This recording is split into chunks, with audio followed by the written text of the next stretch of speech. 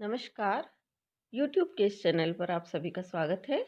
आज हम व्याकरण के नामिक प्रकरण के अंतर्गत जो बीए पार्ट सेकंड के पेपर सेकंड में है संस्कृत में, तो युष्मद और अस्मद शब्दों के रूपों की सिद्धि और उनसे संबंधित सूत्रों का अध्ययन करेंगे। युष्मद का अर्थ है तुम और अस्मद का अर्थ है मैं, दोनों सर्वनाम शब्द हैं ये। और युष्मद और अस्मद में हम देखते हैं कि युष और अस से मदिक प्रत्यय लगाने पर युष्मद और अस्मद रूप बनते हैं।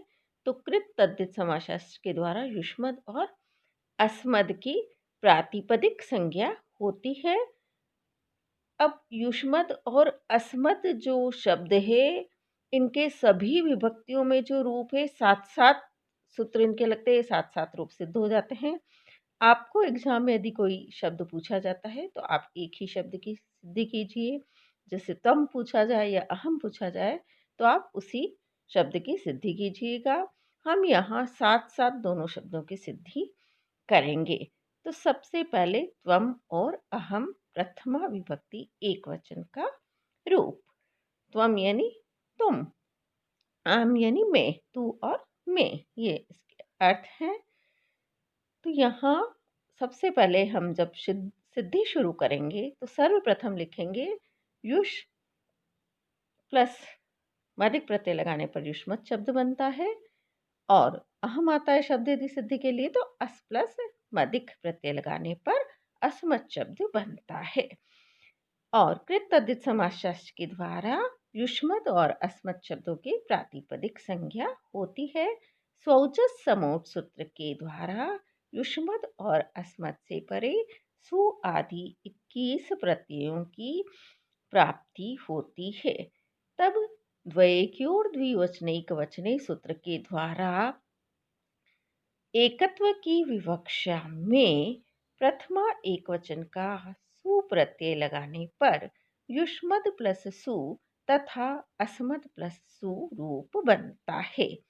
अब जो सूत्र लगता है, जो प्रकरण का भी सूत्र है, व्याख्या के लिए भी, साधारण व्याख्या के लिए भी पूछा जाता है, उस सूत्र को हम प्रारंभ कर रहे हैं। उसका अर्थ देखिए, और सूत्र है वह गे प्रथमयोरम, प्रथमयोः अम, अर्थात युष्मद और अस्मद शब्दों से परे घे एवं प्रथमा और द्वितीय विभक्ति के स्थान पर अम आदेश होता है।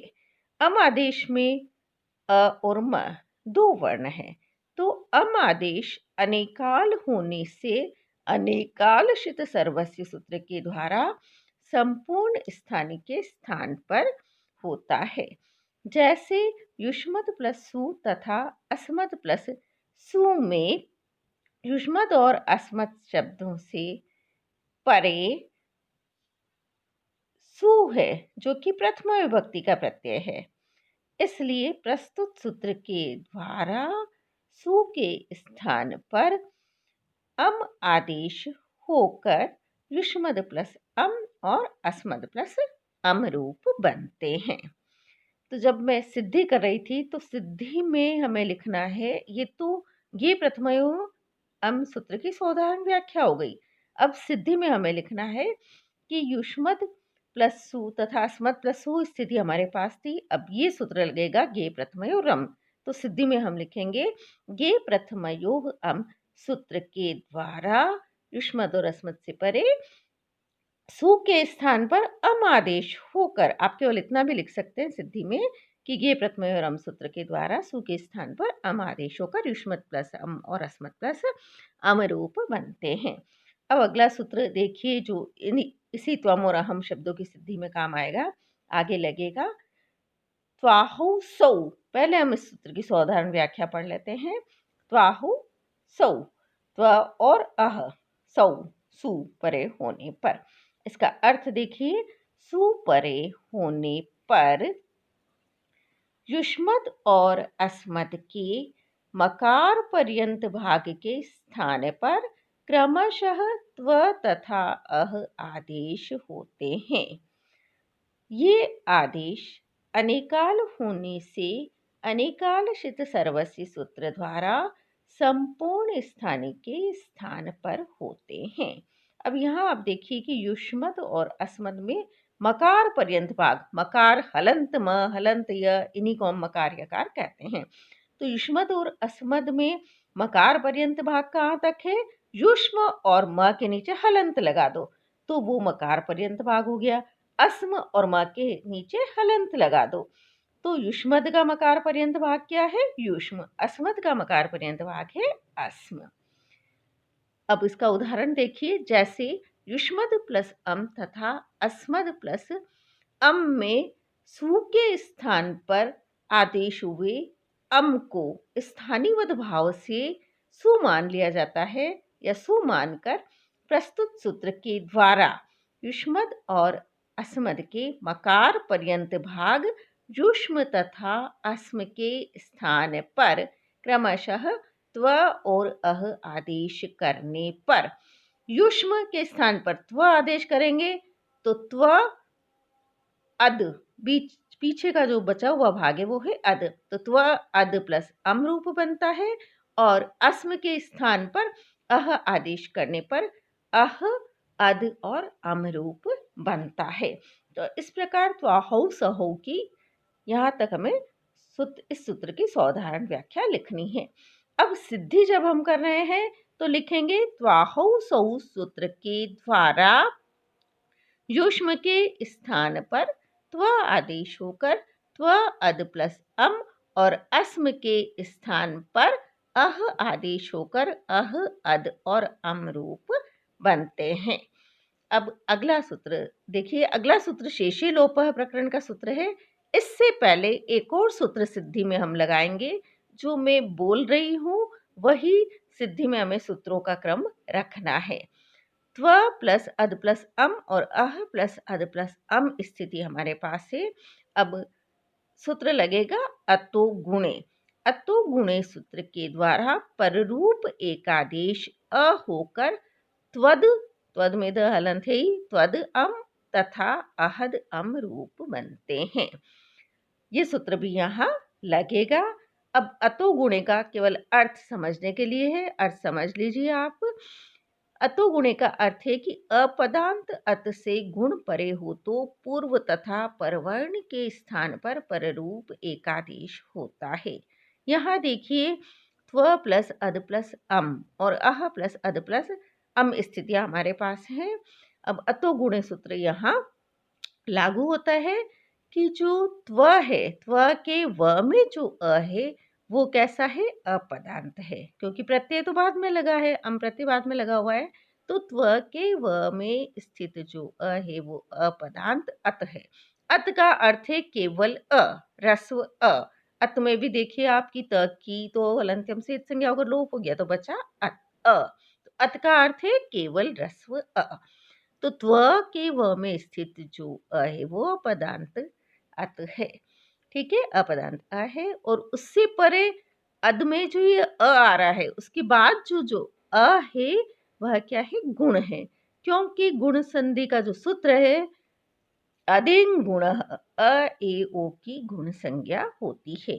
तो यहाँ त्व के व में स्थित अपदांत है और उसके बाद जो अ आया है वह गुण है, इसलिए पूर्व वर्ण कौन सा है? अ, और परवर्ण भी है अ।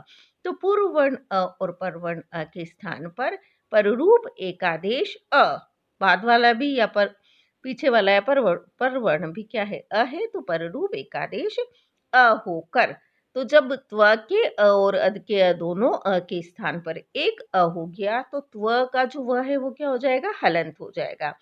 त्व, इसमें व हलंत है, त्व प्लस अ दोनों के स्थान पर एक अ हो गया तो त्व हलंत अ द, ठीक है ना, प्लस अम बराबर जो त्व का व हलंत है उसमें हमने अ मिला दिया तो स्थिति बन गई त्वद। तो इस प्रकार त्वद अम और अह प्लस अद प्लस अम में भी अह में ह में जो अ है वो अपदांत है और उसके बाद जो अ है वो गुण है। तो अ प्लस अ के स्थान पर पररूप एकादेश अ हो गया तो अह का ह हलंत हो गया, अह हलंत ह है इसमें, अ द प्लस अम बराबर अहद प्लस अम, अहद में अब द तो हलंत ही रहेगा, तो इस प्रकार से त्वद अम और अहद अम रूप बनते हैं। तो यहाँ हम जो त्वम और अहम की सिद्धि कर रहे हैं, इसमें त्वाहु सौ सूत्र लगेगा। उससे तो हमने देखा कि युष्म और अस्म को त्व और अह आदेश हो गए। उसके बाद त्व प्लस अद प्लस अम, अह प्लस अद प्लस अम स्थितियां बनी।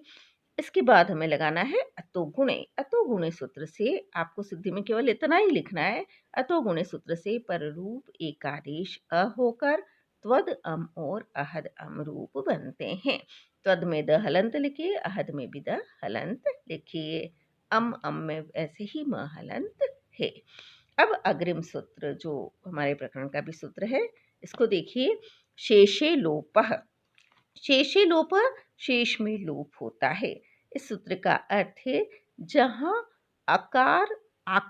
जहां आकार तथा यकार का विधान नहीं हुआ हो, वहां युष्मद और अस्मद के अंतिम दकार का लोप होता है। जहां आकार और यकार का विधान नहीं हुआ हो, ये केवल समझने के लिए मैं बता रही हूँ कि अग्रिम सूत्रों में ऐसा उल्लेख आएगा। जैसे 78 सूत्र संख्या है, वहाँ है कि प्रथमायाश्च द्विवचने भाषायाम, कि लौकिक संस्कृत भाषा में प्रथमा विभक्ति का द्विवचन परे होने पर युष्मत और अस्मत् के स्थान पर आकार आदेश होता है, तो वहाँ ये सूत्र नहीं लगेगा। ऐसे ही द्वितीयायाम से एक सूत्र आया, द्वितीय विभक्ति परे होने पर युष्मत अस्मत् शब्दों के स्थान पर आकार आदेश होता है, तो वहाँ भी ये सूत्र नहीं लगेगा। तो केवल समझने के लिए है, लिखना आपको नहीं है, कि जो अस्मद और युष्मद के अंतिम दकार का जो लोप होता है, वह लोप प्रथमा विभक्ति, चतुर्थी विभक्ति, पंचमी विभक्ति और षष्ठी के एकवचन और बहुवचन में होता है। तो यहाँ शेष्य लोप का अर्थ पुनः सुन लीजिए। शेष्य लोप सूत्र का अर्थ है शेष में लोप होता है, अर्थात जहाँ आकार और यकार का विधान न हुआ हो, वहाँ युष्मत् तथा अस्मत् का लोप होता है, तथा अलो अंत्यस्य से अंतिम दकार का लोप होता है, अर्थात युष्मत् और अस्मत् के अंतिम दकार का लोप होता है। फिर इसका एक दूसरा अर्थ और दिया गया है कि जहाँ आकार और यकार का विधान न हुआ हो, वहाँ युष्मद और अस्मद की टी अर्थात अध भाग का लोप होता है। युष्मद में भी अध आ रहा है, अस्मद में भी अध आ रहा है। तो ये दोनों ही अर्थ आपको शेषे लोप सूत्र यदि व्याख्या के लिए आता है तो दोनों ही अर्थ लिखने हैं। दूसरा अर्थ है युष्मद और अस्मद की टी अर्थात अध भाग का लोप होता है। फिर आप उदाहरण लिखिए। जैसे स्थिति थी हमारे पास त्वद प्लस अम और अहद प्लस अम, तो जैसे त्वद प्लस अम और अहद प्लस अम में यहाँ आकार युष्मत और अस्मत के आकार का विधान नहीं हुआ है, इसलिए यहाँ पर प्रस्तुत सूत्र के द्वारा युष्मत और अस्मद के दकार का लोप होकर त्व अम और अह अम रूप बनते हैं, तथा टी लोप पक्ष में अर्थात इसी सूत्र के दूसरे अर्थ द्वारा युष्मद और अस्मद की टी अध का लोप करने पर त्व में अब हलंत हो जाएगा व, और अह में भी ह हलंत हो जाएगा। त्व अम और अह अम रूप बनते हैं और मिलाने पर त्वम और अहम रूप सिद्ध होते हैं। लेकिन जहाँ हम शेषे लोप का जो प्रथम अर्थ दे रखा है, उससे अंतिम दकार और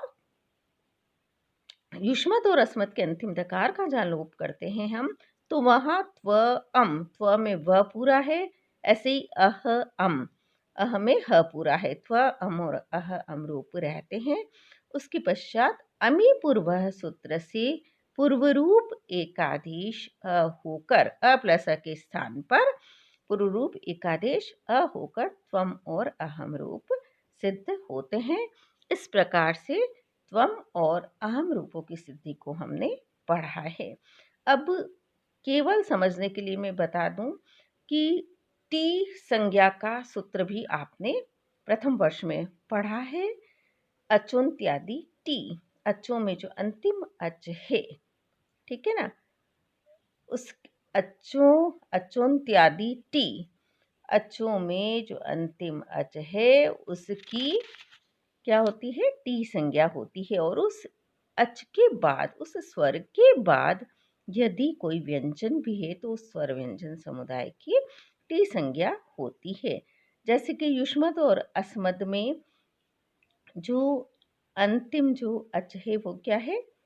अस्म और युष्म, इनके म में स्थित है, लेकिन उसके बाद द व्यंजन भी लगा हुआ है, इसलिए द इस स्वर व्यंजन समुदाय की टी संज्ञा होती है। ये भी केवल अवान्तर सूत्र है, समझने के लिए मैंने बताया है। तो इस प्रकार त्वम और अहम रूपों की यहाँ सिद्धि हमने की है। जिस प्रकार से मैंने क्रम बताया है उसी क्रम से आपको सूत्रों को लगाना है। इस पुस्तक में मैंने जो बोला है उससे कुछ विसंगतियां आपको दिखाई देंगी, तो जो मैंने बोला है उसी अनुरूप आपको सिद्धि करनी है। इसमें कुछ गलत भी दे रखा है। त्व अद अम, यहाँ शेषे लोपम में उदाहरण में आप देखें त्व और अपूरा यहाँ दे रखा है, तो ये पूरा नहीं है। मैंने आपको स्थिति बता दी है। शेषे लोप के पहले अतो गुणे सूत्र लगेगा और उससे त्वद अम और हद अम स्थिति बनती है। उसके बाद शेषे लोप सूत्र लागू होता है। अब अगला जो शब्द है वह है युवाम और आवाम। इसका जो सूत्र है वो है युवावो द्विवचने। तो सबसे पहले तो हम युष्मद और अस्मद शब्दों की प्रातिपदिक संज्ञा करेंगे, वही प्रक्रिया हमें अपनानी है। युष प्लस मदिक और अस प्लस मदिक से युष्मद और अस्मद शब्द बनते हैं। कृत तद्धित समास के द्वारा युष्मद और अस्मद की प्रातिपदिक संज्ञा होती है।